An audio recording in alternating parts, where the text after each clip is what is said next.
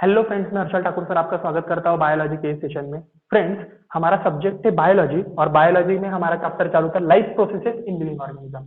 हमारा जो last session था वो लास्ट सेशन में हमने देखा था कि लाइफ प्रोसेसेस कौन कौन से, उसमें से जो सबसे फर्स्ट प्रोसेस मैंने आपको बताई थी न्यूट्रिशन, वो न्यूट्रिशन एग्जैक्टली है क्या, न्यूट्रिशन के मोड ऑफ न्यूट्रिशन कौन कौन से, वो भी हमने देखा था। और सबसे लास्ट में हमने देखा था न्यूट्रिशन हमारे लिए इंपॉर्टेंट क्यों है।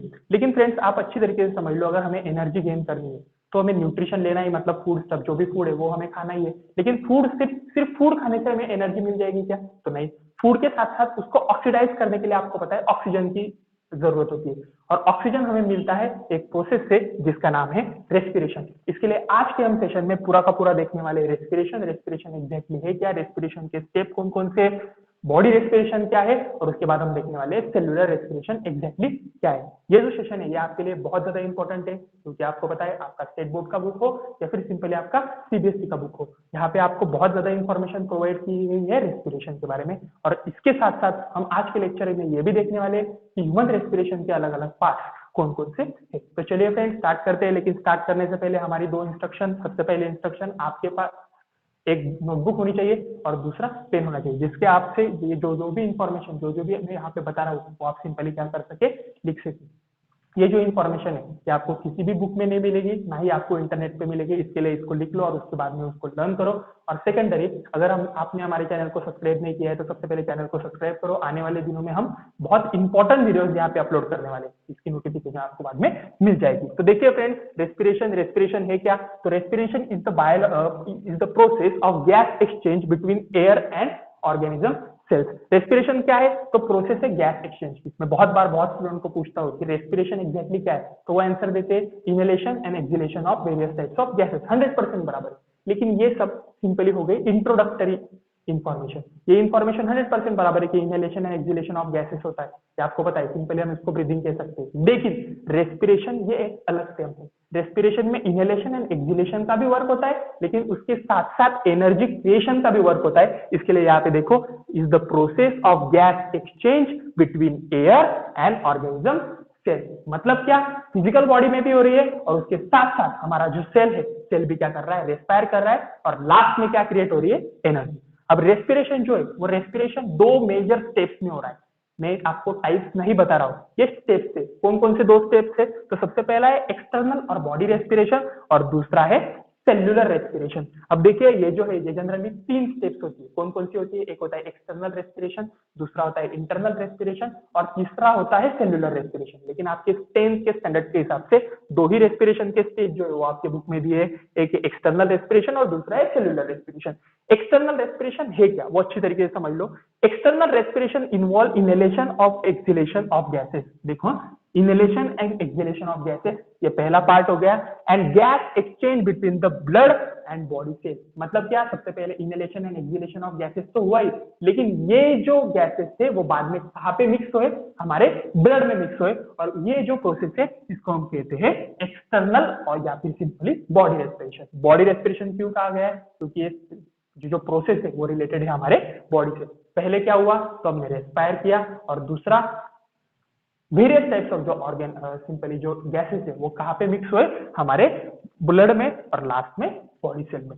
दूसरा जो है वो देखिए सेल्युलर रेस्पिरेशन। अच्छी तरीके से देखिए, यहाँ पे नाम में ही सेल है। ओके, देखिए cellular respiration involve conversion of food into the energy.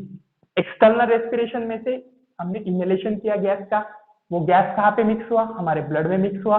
लेकिन थर्ड स्टेज में सेल्युलर रेस्पिरेशन में क्या हुआ, सेल्युलर रेस्पिरेशन सिंपली होती है सेल में, उसमें से हुआ क्या, जो फूड था वो फूड कन्वर्ट हुआ किसके फॉर्म में, एनर्जी के फॉर्म में, और वो एनर्जी होती है एटीपी के फॉर्म में। Okay friends, food stuff are oxidized, यहाँ पे लिखा है। फूड स्टफ का मतलब जो भी फूड होगा, जो भी ग्लूकोज होगा, वो क्या होगा, ऑक्सीडाइज होगा। ऑक्सीडाइज मतलब होती है रिएक्शन विद ऑक्सीजन, और लास्ट में क्या क्रिएट होगी, वेरी वेरी इंपॉर्टेंट, एनर्जी। अब ये जो सेल्युलर रेस्पिरेशन है उसके दो टाइप्स होते हैं, एक होता है एरोबिक रेस्पिरेशन, दूसरा होता है एनारोबिक रेस्पिरेशन। ये बहुत सिंपल कंसेप्ट है।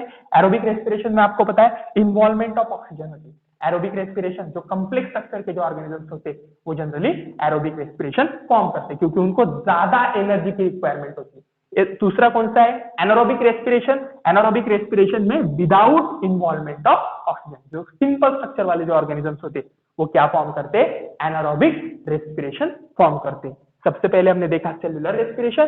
सेलुलर रेस्पिरेशन में होता क्या है, तो सिंपली आपको पता है फूड स्टॉक जो होता है या फिर जो ग्लूकोज होता है वो ऑक्सीडाइज्ड होता है और उसका ट्रांसफॉर्मेशन किसमें होता है, एनर्जी में होता है। एनर्जी का मतलब क्या, सिंपली एटीपी। ओके, उसके बाद हमने दो टाइप्स देखे, एरोबिक रेस्पिरेशन और दूसरा है एनारोबिक रेस्पिरेशन। एरोबिक रेस्पिरेशन में इन्वॉल्वमेंट ऑफ ऑक्सीजन है और एनारोबिक रेस्पिरेशन में विदाउट इन्वॉल्वमेंट ऑफ ऑक्सीजन। अब देखो फ्रेंड्स, हमने ये जो देखा बॉडी रेस्पिरेशन और सेलुलर रेस्पिरेशन, उसमें कुछ बेसिक डिफरेंस है। वो बेसिक डिफरेंस आपको यहाँ पे पता होना चाहिए। कौन कौन से बेसिक डिफरेंस, तो सबसे पहले देखो बॉडी रेस्पिरेशन, ये आपको अच्छी तरीके से लिख लेना है, ये क्वेश्चन बहुत इंपॉर्टेंट होता है। इसमें से कुछ ना कुछ आप पार्ट जो है वो आपको एग्जाम में पूछा जाएगा। अब देखिए, breathing involving inhalation and exhalation of gases. इसमें क्या है, ब्रीथिंग में सिंपली आपको पता है बॉडी रेस्पिरेशन मतलब क्या, ब्रीथ करना, मतलब क्या, inhalation and exhalation of various type of gases. लेकिन सेलुलर रेस्पिरेशन में आपको पता है involve the process of breakdown of glucose.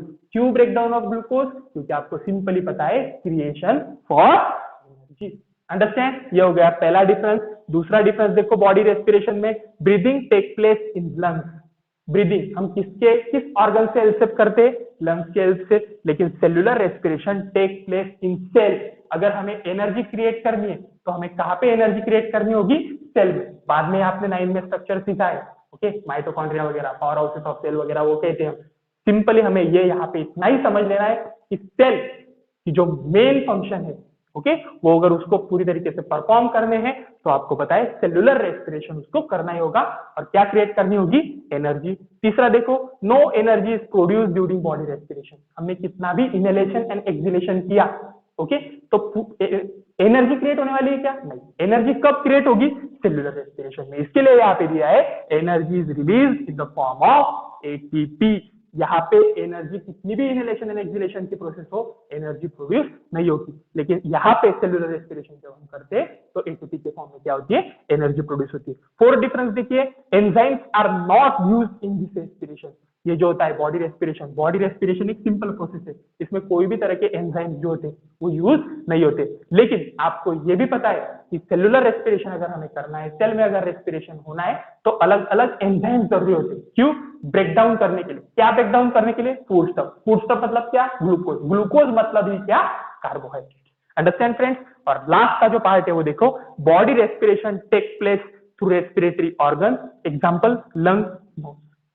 आपको पता है ये जो बॉडी रेस्पिरेशन होता है या फिर एक्सटर्नल रेस्पिरेशन हमने जिसको कहा, वो कहाँ पे टेक प्लेस होता है, हमारे लंग्स में या फिर नोज, जो सिंपली जो प्रोसेस होती है ये इसको वर्क करते हैं। लेकिन ये जो है cellular respiration take place in cell and cell organelles. Cellular respiration कहाँ पे होता है, सेल में होता है और सेल ऑर्गेनल्स में होता है। सेल ऑर्गेनल्स का सिंपली मतलब आपको पता है कि सेल के जो पार्ट्स होते हैं उसको हम क्या कहते हैं, सेल ऑर्गेनल्स। ये ऑर्गन्स नहीं है, वो ऑर्गेनल्स है। लास्ट में देखिए, लाइक माइटोकॉन्ड्रिया। अंडरस्टैंड, माइटोकॉन्ड्रिया वगैरह आपको पता है, माइटोकॉन्ड्रिया, साइटोप्लाज्म वगैरह, उसके बाद गोल्गी एपरेटस, ये सभी के सभी क्या है, सेल के बेसिक ऑर्गेनल्स या फिर सेल के हम सिंपली कह सकते हैं पार्ट्स। Understand friends. तो हमने दो मेजर स्टेप देखे किसके, रेस्पिरेशन की डेफिनेशन आपके लिए बहुत ज्यादा इंपॉर्टेंट है। आईएमपी, रेस्पिरेशन की डेफिनेशन, एक्सटर्नल रेस्पिरेशन और सेलुलर रेस्पिरेशन, इसका बीच का डिफरेंस आपको पता होना चाहिए। अगर आपका स्टेट बोर्ड का बुक है तो पेज नंबर 12 और पेज नंबर 13 के ऊपर इसकी इंफॉर्मेशन आपको प्रोवाइड की गई है। अब हम देखेंगे कि ह्यूमन रेस्पिरेटरी सिस्टम क्या होती है और उसकी एग्जैक्टली रेस्पिरेशन, हमने कहा इनहेलेशन एंड एक्सहेलेशन हम करते हैं, लेकिन एग्जैक्टली वो प्रोसेस क्या है और वो कौन कौन से ऑर्गन से हेल्प से होती है वो हम यहाँ पे अभी देखेंगे।